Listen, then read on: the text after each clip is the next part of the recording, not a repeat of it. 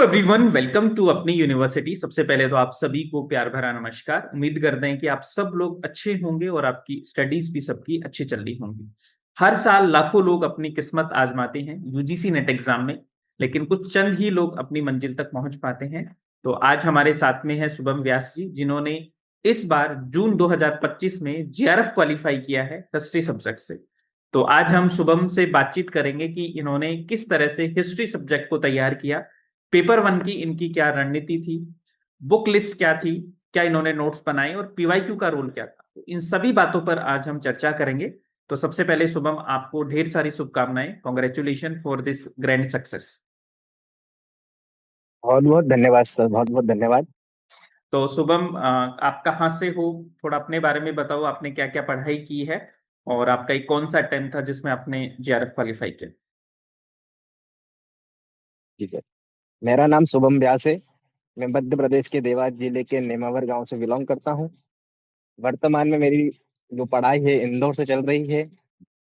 सबसे पहले मैंने सिविल सर्विस की पढ़ाई स्टार्ट की थी, पर धीरे धीरे मेरा प्री मेंस से चलता रहा, तो फिर आगे का मेरा रुख नेट जेआरएफ की तरफ रहा। मेरा इस बार दूसरा अटेम्प्ट था जेआरएफ में, नेट में। उसके बाद मैंने फर्स्ट फर्स्ट पेपर में जो भी तैयारी की, सिर्फ और सिर्फ अपनी यूनिवर्सिटी से की है, जिसमें शिव सर का, सिमरन मैम का, ममता मैम का, सुनील सर का बहुत ज्यादा सहयोग रहा, जिसकी वजह से मैं आज इस मुकाम पर पहुंचा हूं। पूरी अपनी यूनिवर्सिटी टीम को मेरी तरफ से पहले बहुत बहुत धन्यवाद देता हूं। बहुत बहुत आभार व्यक्त करता हूं। अपनी यूनिवर्सिटी टीम ने जो मुझे फर्स्ट पेपर में सहायता की है, जिससे मैं दिसंबर 2024 से जुड़ा हुआ था। सर्वप्रथम दिसंबर में मैंने जो मध्य प्रदेश में राज्य पात्रता परीक्षा उत्तीर्ण की थी, जो मेरा पूरा योगदान था, जो पहले पेपर में, वो पूरा मैंने अपनी यूनिवर्सिटी से तैयार किया था सर। ठीक। अपनी यूनिवर्सिटी में छोटे से छोटे डाउट से लेकर छोटे से छोटे टॉपिक को इतनी व्यवस्थित तरीके से समझाया गया है, जिसकी मैं कल्पना भी नहीं कर सकता। मैंने इसके अलावा किसी भी प्लेटफॉर्म से तैयारी नहीं की, सिर्फ पहले पेपर के लिए मैं अपनी यूनिवर्सिटी। इसके बाद जून जून 2025 में जो नेट एग्जाम का मेरा दूसरा अटेम्प्ट था, उसमें मैंने 1 जून को मेरा असिस्टेंट प्रोफेसर का पेपर था मध्य प्रदेश का, ठीक। मैं उसमें लगा हुआ था। 1 तारीख के बाद मेरे पास 20 दिन बच रहे थे नेट परीक्षा के लिए। मेरा हिस्ट्री सब्जेक्ट पूरा कंप्लीट था। जी। उसके बाद 15 दिन, ये 20 दिन मेरे को समय था, तो मेरे को पता था कि मैं पहला पेपर तैयार कर लूंगा तो कैसा भी करके मेरा जेआरएफ इस बार हो जाएगा। तो मैंने कुछ भी नहीं देखा, सिर्फ अपनी मेरे को पता था, दिसंबर में मेरा प्लान हो गया था कि जैसे ही मेरा असिस्टेंट प्रोफेसर का पेपर रहेगा, 1-2 दिन आराम करूंगा, दूसरे तीसरे दिन से वापस से स्टडी कंटिन्यू करूंगा और नेट परीक्षा देने जाऊंगा। तो मैंने, जैसे ही मेरा असिस्टेंट प्रोफेसर का पेपर हुआ था, वो भी ठीक रहा। उसके बाद मैं नेट के पेपर की, पहले पेपर की तैयारी करने लगा। तो सबसे पहले मैंने किसी भी, सब सब क्लास की, सब कोचिंगों की यूट्यूब पर मैराथन चल रही थी, पर मेरे को अभी तक किसी भी कोचिंग पर भरोसा नहीं था, क्योंकि मेरा सेट अपनी यूनिवर्सिटी की वजह से ही निकला था। इसलिए मैंने किसी को देखा भी नहीं, बस जो हाईलाइट में आते हैं यूट्यूब पर वो चल रहे थे। पर सिर्फ मैंने अपनी यूनिवर्सिटी का जो मैराथन क्लासेस ऊपर हाईलाइट में देख ली कि यार अपनी यूनिवर्सिटी की क्लासेस चल रही है इस वक्त, तो मैंने पूरी क्लासेस अपनी यूनिवर्सिटी से ही, पूरी पहली यूनिट से 10वीं यूनिट तक अपनी यूनिवर्सिटी से मैराथन की वजह से ही मैंने पूरा कोर्स को कंप्लीट कर लिया 15 से 20 दिन में। पहला पेपर, दूसरा पेपर मैंने पहला ऑलरेडी कंप्लीट था, तो इसलिए मेरे को उसका कोई प्रॉब्लम नहीं थी। जी। पहला पेपर की थी, तो पहले पेपर में आपका हायर एजुकेशन शिव सर का, उसका तो कोई बखान ही नहीं कर सकते, इतना शानदार आपने पढ़ाया है। सिमरन मैम का टीचिंग एप्टीट्यूड, सुनील सर का, ममता मैम का बहुत ज्यादा सहयोग रहा, जो मैं कल्पना भी नहीं कर सकता था कि मेरा जेआरएफ हो जाएगा इस बार। मैं इसलिए पूरी टीम के साथ जुड़ा रहा, और आखिरी तक, पेपर के 1 दिन पहले तक भी जो आपकी मैराथन चल रही थी, मैंने उसको पूरे रेगुलर अनुशासन के तहत उसको रेगुलर मैराथन को देखा है। तो शुभम, मैं ये जानना चाहूंगा, आपने पेपर वन के बारे में बताया, और तो अब हम थोड़ा पेपर टू के बारे में भी बात करेंगे कि पेपर टू हिस्ट्री के लिए आपने किस तरह से तैयारी की। आप बोल रहे कि जी आपने जी। सेल्फ स्टडी की है, जो कि बहुत जरूरी है हिस्ट्री जैसे सब्जेक्ट के लिए, सेल्फ स्टडी। तो आपने कौन कौन सी बुक्स पेपर टू के लिए पढ़ी हैं, हिस्ट्री के लिए कौन कौन सी किताबें पढ़ी? हिस्ट्री के लिए सर सबसे पहले तो मैंने जो तैयार करा था, क्योंकि मैं सिविल सेवा से आता हूँ, पहले सिविल सेवा की तैयारी कर रहा था, जी। अभी भी वर्तमान में कर ही रहा हूँ इंदौर से। तो सबसे पहले तो मैं जो इलाहाबाद पब्लिकेशन की यूनिक बुक आती है, यूनिक, जी। इलाहाबाद पब्लिकेशन की एक यूनिक बुक आती है, उससे हिस्ट्री पढ़ता हूँ। उसके बाद एक रेफरेंस के लिए रखता हूँ मैं आर्य पब्लिकेशन की जो बुक आती है, जी। सबसे बेस्ट बुक है वो। उसके बाद जो पीवाई क्यू के लिए पप्पू सर की लिखता हूँ, पप्पू सर की पढ़ता हूँ, पप्पू सिंह प्रजापत सर की। जी। उसके बाद डील में पढ़ना है, यदि पूरा टाइम मेरे पास, टाइम इतना नहीं था असिस्टेंट प्रोफेसर के टाइम भी, पर मैंने प्राचीन भारत भी पप्पू सर का ही पढ़ा था। जी। उसके बाद जो आधुनिक भारत है, उसके लिए मैं परीक्षा वाणी का भी प्रयोग किया था मैंने। यूनिट 10 के लिए आपने किस किताब से पढ़ाई की है, जिसको हम इतिहास, दर्शन और लेखन वाली जो हमारी यूनिट है? सर इतिहास दर्शन के मैंने खुद के 60 से 70 पेज में एक सिनॉप्सिस बना के रख रखे थे पूरे, जी। मतलब कोटेशन, मतलब मैंने पहले पेपर में, यदि मेरे को हिस्ट्री में असिस्टेंट प्रोफेसर में मेरे को पता था कि यदि 10 से 15 क्वेश्चन उसके आएंगे, आते हैं इतिहास दर्शन के, तो उसमें तो 5 6 तो कोटेशन पूछते ही है, वो किस बिल्कुल। इतिहासकार ने लिखा था, किस इतिहासकार से संबंधित है। तो मैंने उसके लिए 350 बुक की एक मेरे पास पीडीएफ थी, मतलब वो मध्य प्रदेश हिंदी ग्रंथ अकादमी, बरकतुल्ला यूनिवर्सिटी, विक्रम यूनिवर्सिटी, मतलब जो सारी यूनिवर्सिटी थी, उसमें से सब प्रोफेसरों ने थोड़ा योगदान दे रखा था। तो उसमें उन्होंने पूरा कंप्लीट कर रखा था इतिहास दर्शन 350 पेज में। तो जी। मैंने से उसके सिनॉप्सिस निकाल के मेरे 60 से 70 पेज में बना लिए थे, जिसका मेरा असिस्टेंट प्रोफेसर में एक भी क्वेश्चन बाहर नहीं गया उससे। जी। ग्रेट। तो आपने खुद के नोट्स से बेसिकली तैयारी की है, अगर मैं यूनिट 10 की? इतिहास, हाँ, इतिहास दर्शन की मैंने खुद से तैयारी की थी सर, क्योंकि मुझे पता था कि यदि अपन दूसरी बुक पढ़ेंगे तो इतना रिवीजन का टाइम नहीं मिलेगा। शुभम, तो मैं ये मैंने जानना इतिहास चाहूंगा दर्शन कि में स्वयं के नोट। जी, मैं ये जानना चाहूंगा कि प्रीवियस ईयर जी क्वेश्चन का कितना रोल है, अगर हम बात करें यूजीसी नेट एग्जामिनेशन की? सर, प्रीवियस ईयर क्वेश्चन हर बार आते प्रीवियस ईयर क्वेश्चन से ही है, बस उनका रुख चेंज हो जाता है। बिल्कुल सही बात। क्वेश्चन वही रहेंगे, पर कुछ में कभी कभी नया अपडेट कर देता है, तो कुछ वही एज इट इज डाल देता है। मतलब देखा जाए तो 70 से 80% प्री वाई क्यू के योगदान रहता है हर पेपर में, कोई से भी पेपर, नेट हुआ, असिस्टेंट प्रोफेसर हुआ, कोई से भी झाके रहेंगे ना, तो क्वेश्चन वहीं से रहेंगे। पर अपने को डील करते आना चाहिए वहां पे, क्वेश्चन कैसा रहेगा। Correct। मैं बाकी ये जानना पेपर। चाहता हूँ शुभम की, प्रीवियस ईयर क्वेश्चन कितने साल के करें? मतलब आपने कितने साल के किए थे, और कितने साल के जरूरी हैं इस एग्जाम को क्वालिफाई करने के?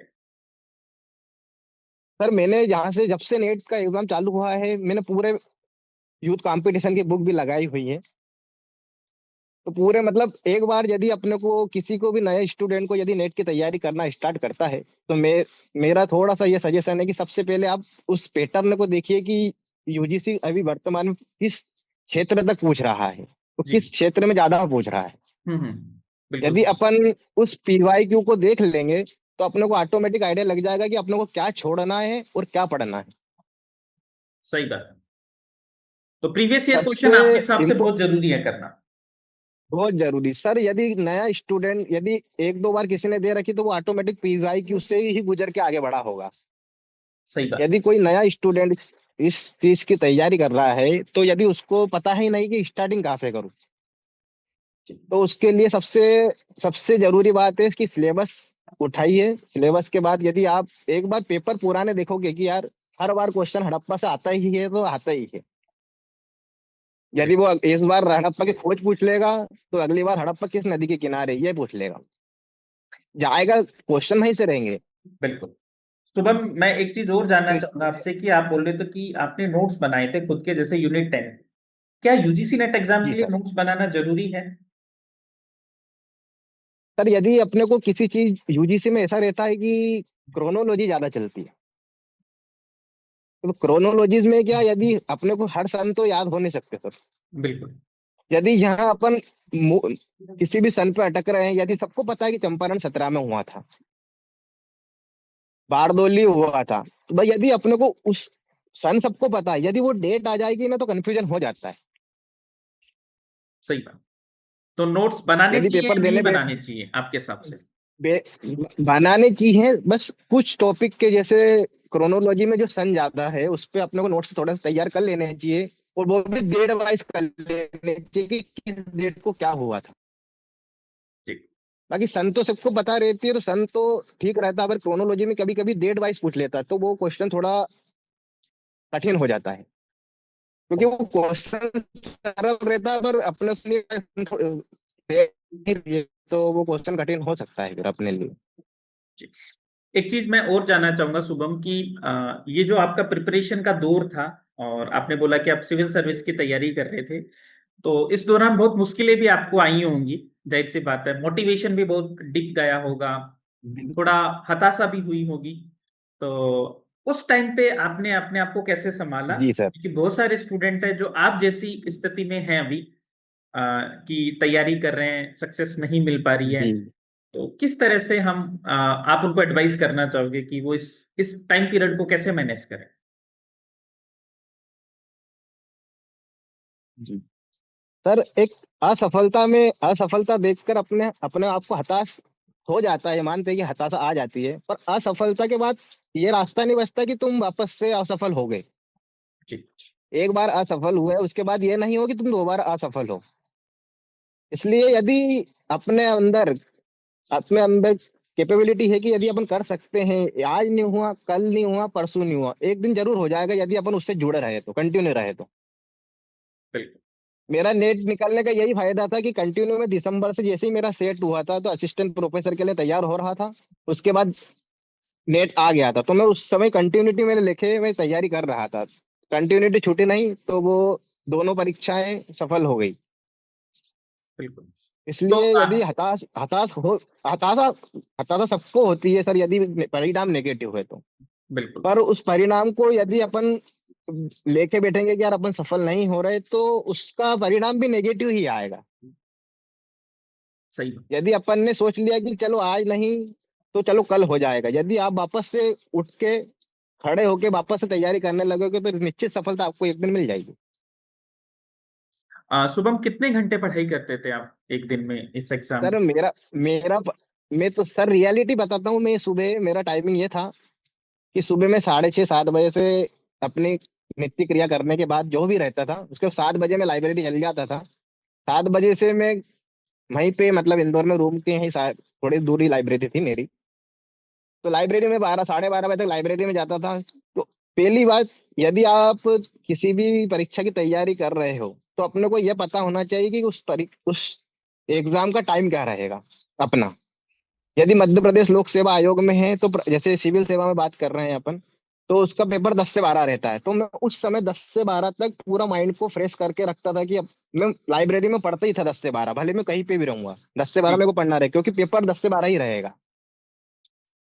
बिल्कुल। पर हर दिन मेरा यही रहता था कि 10 से 12 तक मैं कुछ भले कितना भी अर्जेंट काम रहेगा 10 से 12 तक नहीं जाऊंगा कहीं पे, ग्रेट। तो क्योंकि एक माइंड माइंड सेट हो जाता था।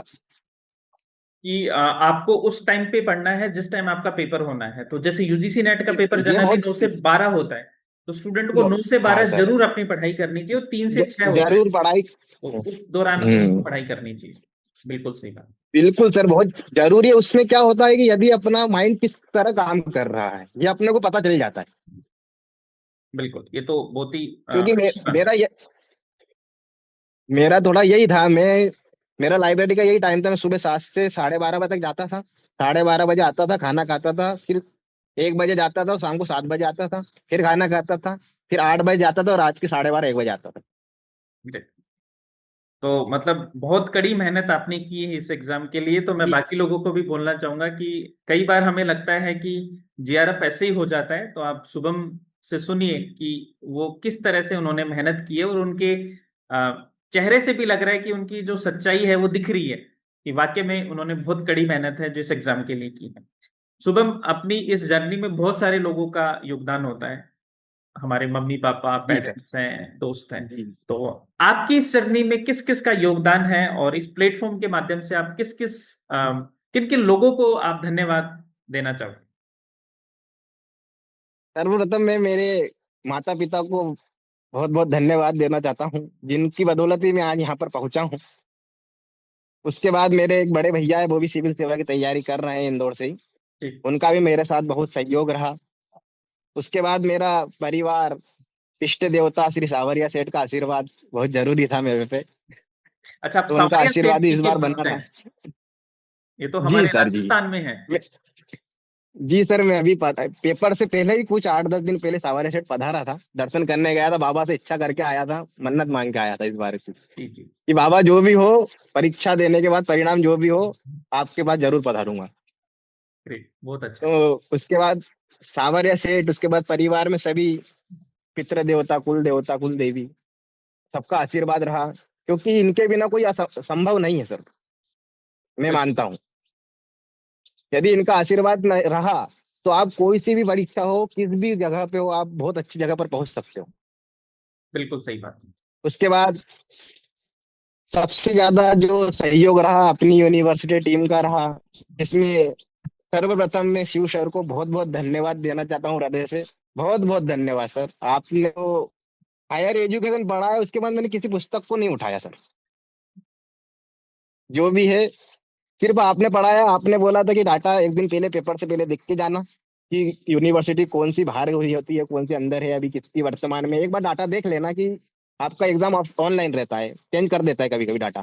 बिल्कुल। तो आपने जो जो बोला था कि ये करना है, तो मैं आपने जैसे ही बोला, मैंने अभी तक आज भी फर्स्ट पेपर के लिए किसी बुक को नहीं उठाया हूँ, सिर्फ अपनी यूनिवर्सिटी टीम को पूरा पढ़ा हूँ, और नहीं समझ आया तो 2-2 3-3 बार वीडियो देखा हूँ मैं सर।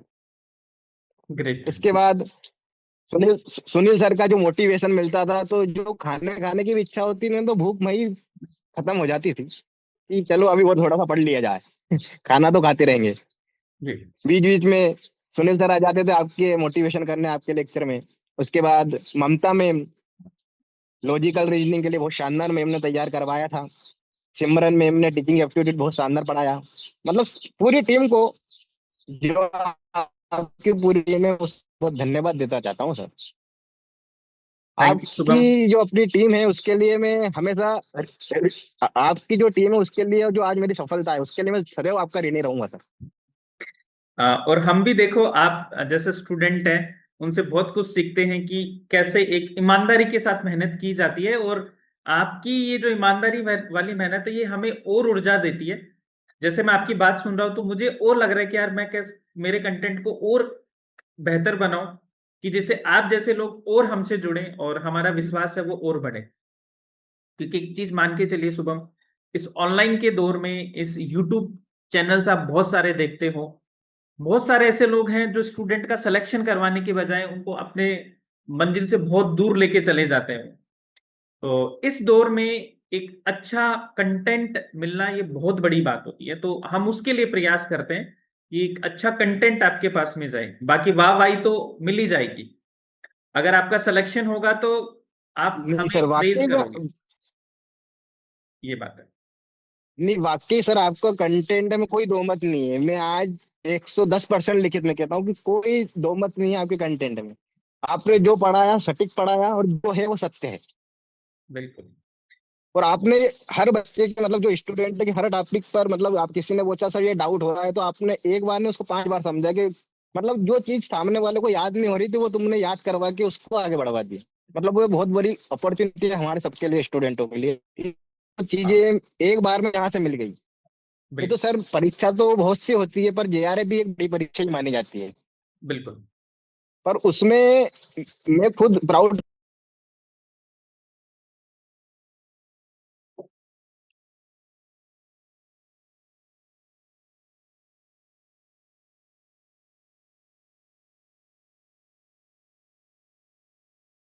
हाँ हाँ, कंटिन्यू कीजिए।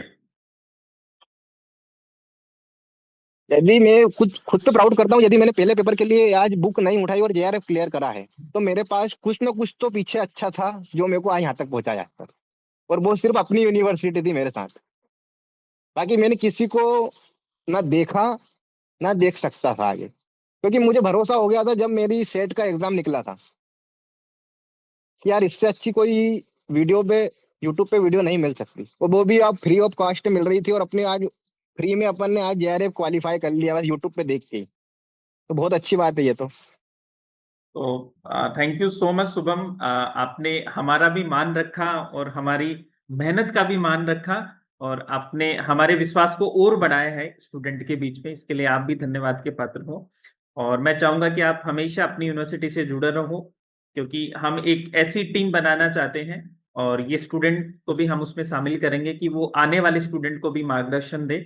और हम इस हिस्ट्री के लिए भी कुछ प्लान कर रहे हैं कि हिस्ट्री में भी एक ऐसा प्लेटफॉर्म बनाए जिससे कि क्योंकि हिस्ट्री में अभी भी बहुत सारे स्टूडेंट हैं जिनको गाइडेंस का भाव रहता है, तो उसके लिए हम एक टैलेंट जी पूल सर। भी बनाएंगे। तो हम चाहेंगे कि आप उसमें शामिल हो, और आप आने वाले एस्पिरेंट को भी आप गाइड करो उसके लिए।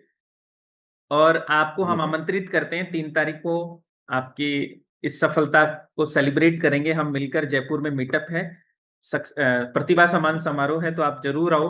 अपने दोस्तों को भी लेके आओ और आप जी। भी आओ। और आपकी फैमिली को भी हम आमंत्रित करते हैं कि आप मम्मी पापा के साथ में आओ जयपुर। जी सर, अवश्य पधारेंगे हम 3 तारीख को। हाँ। और आप जुड़े रहना, और मैं बाकी स्टूडेंट को भी बोलूंगा कि आप शुभम से गाइडेंस लेते रहना कि कैसे एक सच्ची मेहनत के साथ में हम कम टाइम में भी बहुत कुछ कर सकते हैं, और अभाव में भी हम बहुत सारी सक्सेस है वो पा सकते हैं। तो थैंक यू शुभम, अपने आइडिया शेयर करने के लिए। ठीक है, और आप बहुत ऊंचाइयों तक बहुत जाओ, बहुत यही धन्यवाद हमारी सर। कामना है पूरी अपनी यूनिवर्सिटी की टीम की ओर से। बस सब आपका आशीर्वाद, आपकी टीम का आशीर्वाद। Thank you sir.